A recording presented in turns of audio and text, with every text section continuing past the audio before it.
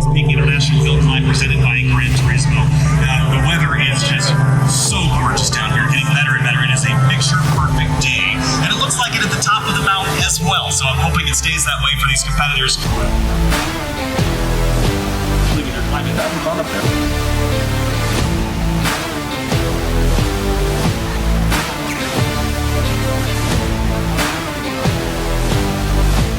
They ain't got no fourth wall here. No, man.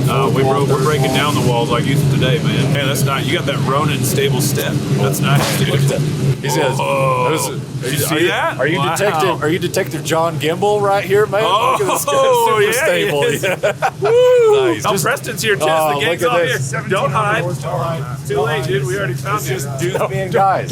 Just a couple guys being dudes, Just man. a couple guys being The race dudes. is delayed this week, so don't worry. Okay. Yeah. Oh, How much nice. delayed?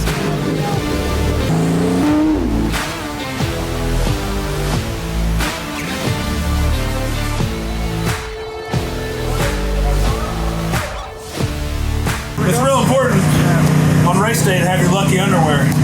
These ones are available at rallyready.com. Just saying, you get yourself a pair.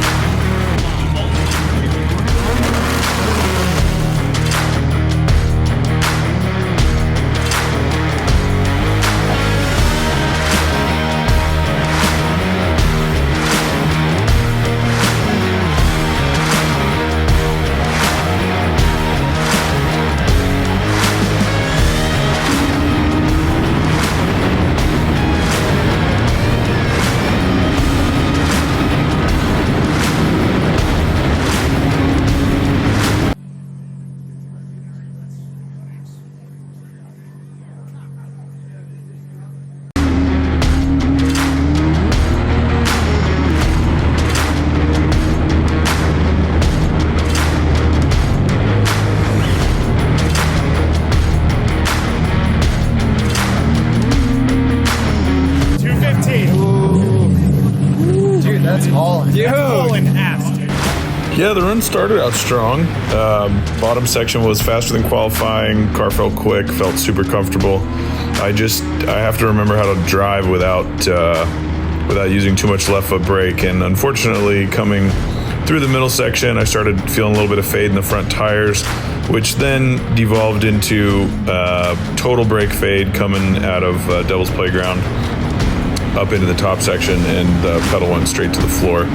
And I tried the old pump it up trick on the straightaways, but unfortunately that just wasn't quite cutting it. So it wasn't quite the run I'd hoped for. So it was sort of a slow comeback, find my pace, hoping for high nines, and I kind of managed that pace really safely the whole way up. But unfortunately, once lost the brakes, it was just not quite meant to be. So I just didn't want to take any risks once that brake pedal went to the floor. So is what it is. We made it to the top, and there's still no greater feel than passing that checkered flag on race day. It's just nothing can come close.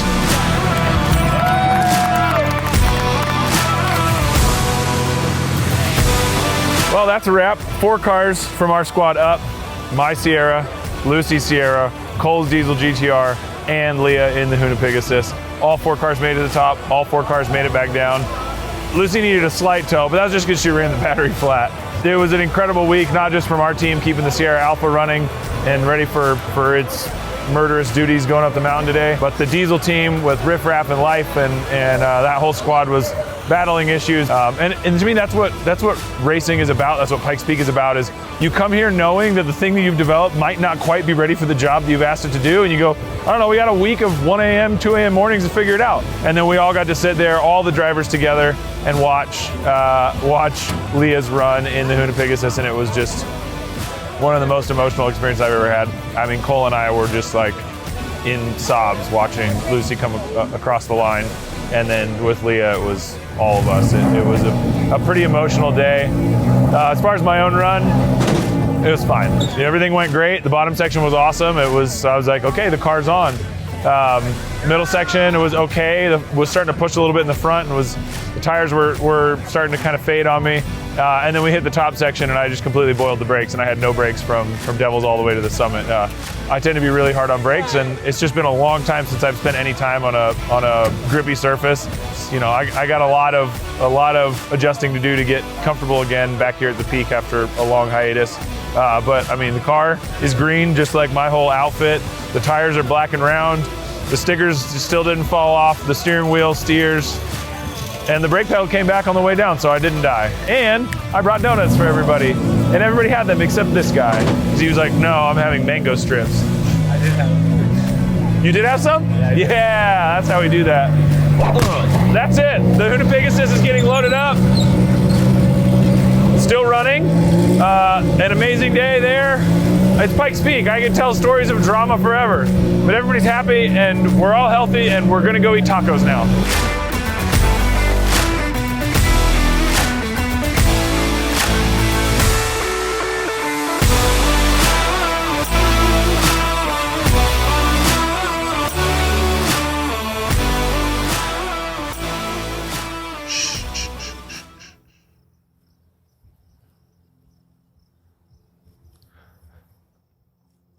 Oh, hey, didn't see you there. I was just rocking my little child to sleep here.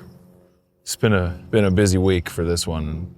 I just want to try and keep a little quiet. We just finished the awards ceremony, and apparently my 1004, while it was a personal best and slightly off of what my aspirations were for the weekend, still good enough for third in the open wheel division, behind the rookie Silas Montgomery in second, and Cody Vaschholz in first, which is super fun because my first ever, I can stop pretending this is a baby. My first ever Pikes Peak podium was in 2006, and that was in the Pikes Peak Open division, and that was behind Leonard Vaschholz, Cody's grandpa. In case that can help me feel old. This is super cool. This has this is a fancy glass trophy with an etching of the original Crystal Penrose trophy from 1916, which is the first ever year that the Pikes Peak Hill Climb was run.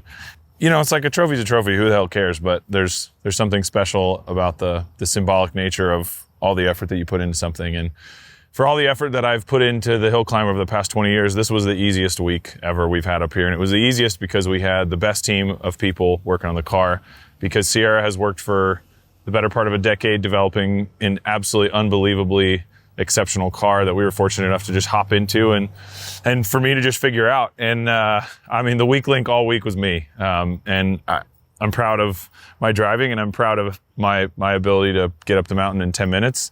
But the team and the car were way ahead of me, which is a good thing. I don't mean that in a negative way. I came into a car that could give me anything I needed, and I got to just develop my driving again, which is super fun, because it's after you run up here for so many years and then take such a long break.